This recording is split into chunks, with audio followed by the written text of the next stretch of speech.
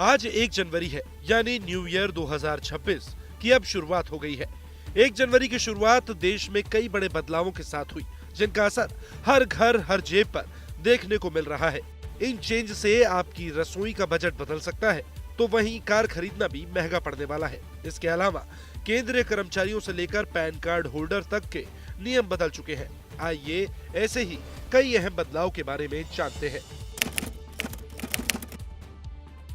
हर महीने की पहली तारीख को ऑयल मार्केटिंग कंपनियां एलपीजी गैस सिलेंडरों के दामों में संशोधन करती हैं और पहली जनवरी से भी इसकी कीमतों में बदलाव हुआ है।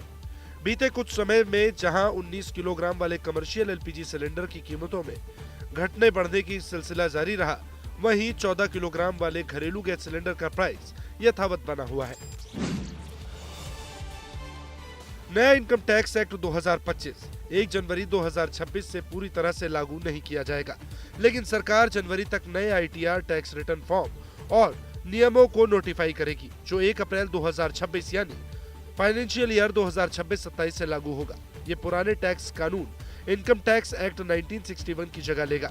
नए कानून के तहत प्रोसेस और टैक्स ईयर की परिभाषा में बदलाव किया गया है। आईटीआर फॉर्म को सरल बनाया जाएगा और सिस्टम को और ज्यादा इजी किया जाएगा। नए साल के पहले दिन का इंतजार केंद्रीय कर्मचारियों और पेंशनर्स को भी बेसब्री से ही था।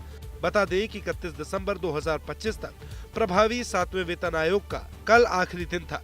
8वें वेतन आयोग पर बड़ा फैसला हो गया।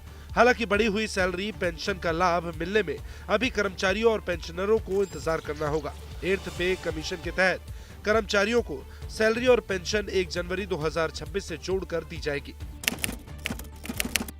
1 जनवरी 2026 से कार खरीदने का प्लान करने रहे लोगों को झटका लगा है।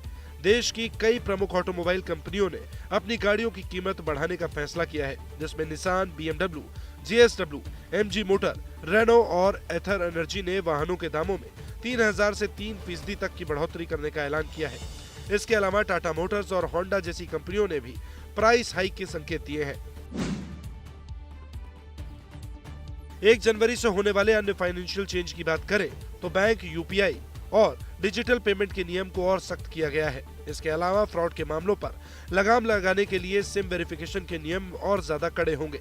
व्हाट्सएप, टेलीग्राम और सिग्नल जैसे ऐप से वित्तीय फ्रॉड को कम करने की दिशा में एक कदम उठाया जा रहा है। इसके अलावा एसबीआई, पीएनबी और एचडीएफसी बैंक की ओर से कम की गई लोन की दरें 1 जनवरी 2026 से प्रभावी होने वाली हैं। तो वहीं जनवरी से नई एफडी ब्याज दरें भी लागू होंगी, जो सीधे आपके निवेश पर असर डालेंगी।